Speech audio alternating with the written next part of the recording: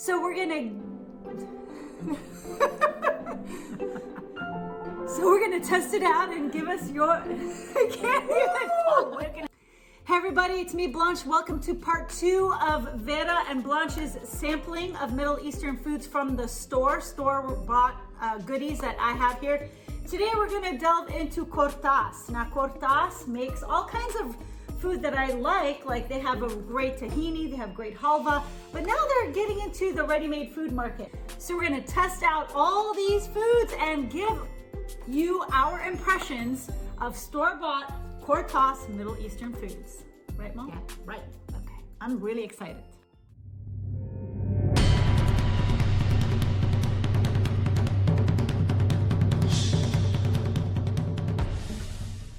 Now, I haven't seen anything like this in the market. All of this is shipped from Lebanon, so all Lebanese ingredients. I looked at the ingredients. What I really love is there's no preservatives, no artificial anything. They use olive oil instead of disgusting like soybean or canola oil, which is really nice. And yeah, the calories and the macros there's are no great. Pesticides. You know that they don't use pesticides or GMOs In Lebanon. in Lebanon. That in itself is a huge selling To point. me, that's a big thing. That's a really big deal. I think that's awesome. That opens up a market for me that I could try because most of the stuff made in the USA, a lot of it has GMO in it, and it's has pesticides and all of that. And because of my migraine headaches, it limits what I can eat from outside. Exactly. Now here's something you guys might not know. A lot of the times when I want my mom to be on the show, she's suffering from migraines and she's very sensitive to GMO and pesticides in the food. These, I checked them, they're clear. I think the ingredients are fantastic. We're gonna start first with the fasulia. This is green beans with olive oil and tomatoes and garlic. Now, this is very popular. I have actually a recipe for this on my channel where I make it with lamb, but this is vegan. Actually, all of these entrees are vegan, so if people want vegan foods, especially with Lent coming up, I think this will be great. By the way, all those recipes that you have, you could omit the meat and they come out just as good. You're right. And I assume they're gonna be bringing it to all the markets? That's their plan. So, I mean, we're like one of the first people to try it, and you guys are the first to hear of it, so it's pretty exciting. So we're gonna start with the fasulia, Mom. Here, why don't you serve yourself? I guess we'll just put I love everything. the fasulia because these are the Italian beans and they're my favorite. They're only available in the summertime. It's a very short window that they're available, maybe 2-3 months. Yeah, these are flat green beans. They're like short and flat. They're like fatter than the average green bean. Very, very tasty. By far, it has so much more flavor than the regular green beans that we see all year round in the market. Have you seen these in the farmer's market here? I buy them all the time in the summertime, not now. So these are available all year round, and that's a plus. Wow, these are really good. Very tender. Melt in your mouth. Yeah. They're kind of sweet a little bit. They're kind of sweet and they're so good. And if you like spicy food, which is what I like, because they're not spicy at all you have to do is just add a little bit of harissa or whatever you have at home that you like. That's gonna make it spicy. Hot sauce, any kind of hot stuff, and that would bring it up to your taste. You'll see a difference. Try it. Okay. These I made them at home. These are homemade. Mix it really good. So yeah, I would recommend if you were to buy this entree, serve it up with my yellow turmeric rice, which is on my channel, super popular. I think it would be a winner. With the harissa, with the yeah, adds flavor. Yeah, there's more. It's a little too hot for me, but it's good. It's good. I think this is great. Little kick. Yeah. So this one, I think I would definitely buy. Oh yeah. I think it's fantastic. Oh yeah. So the next one we're gonna try is Bulgur wheat or Bulgur. Here, I'll serve some for you. So it's very basic. I think this is supposed to be like a foundational dish. So if you wanted to make this and add something on top, you can do that. Or even eat it with the green beans. With the green beans. With the green beans that we just ate. Try it together. I'm gonna try it first by itself. By itself. So there are some onions in here. Nice big onions in here. Very good. It needs a little salt, but that's good. You could add salt according to your taste. I agree. I think it needs salt. A little salt. A little salt, but that's it. Salt, Yeah. maybe pepper if you like. Yeah, I like it because I'm a huge fan of bulgur wheat instead of rice. I think it has more texture. Let's see how it tastes like with the green beans. Try it with the green beans. Yeah, I want to see how it tastes like with the green beans. Because I think it's going to make it... Oh, with the green beans, Yeah. it's super Isn't awesome. it? Yeah. That's what I thought. I think you need to taste it Together. Okay, let's see. So if you were to try this, you could try it, both together. Mmm. Together, with the green beans, it's amazing. It's great. Gets a little bit I more think flavor. this particular bulgur dish, this is from It's Lebanon. kind of bland by itself. It needs something to go with it. Yes. I'm telling you, like, if you compare it to most frozen food out there, whatever, ready-made food, I think this is like, Superior. yeah, much better.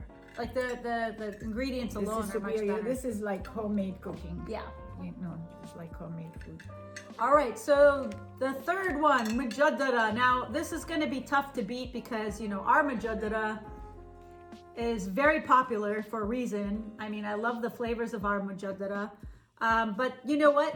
To their credit, they use olive oil. They didn't use canola oil or any of those gross That's oils. important. And let me tell you, these lentils, oh, can you tell me about the lentils? What do you these think? lentils from back home, they're beledi. You know. Baladi from the Middle East, so they're So not they're- local lentils. They're really good. You could taste.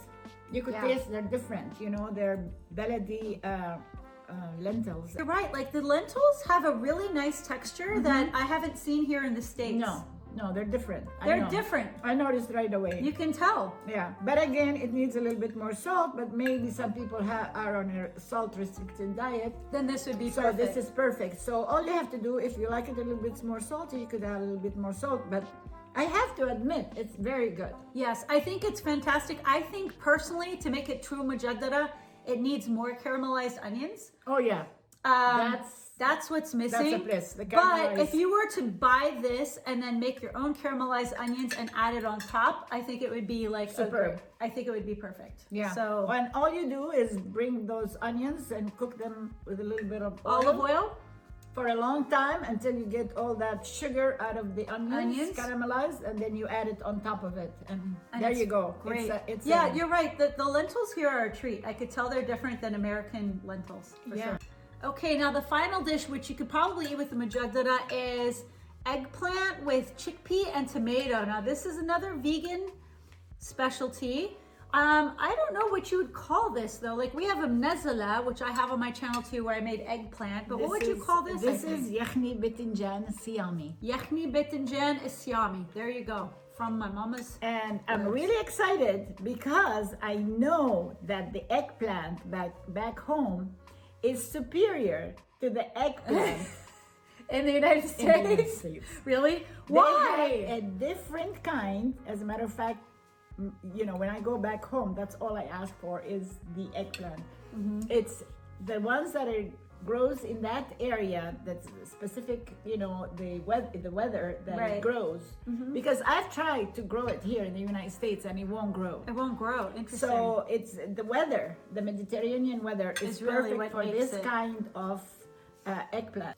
So I'm really excited. Oh wow, this is really tender.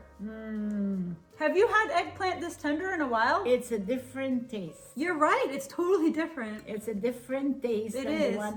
It doesn't have that bitterness, you know, because some people don't like eggplant because they feel that it kind of burns their tongue when they eat it. So they're born with sensitivity to the eggplant. Right.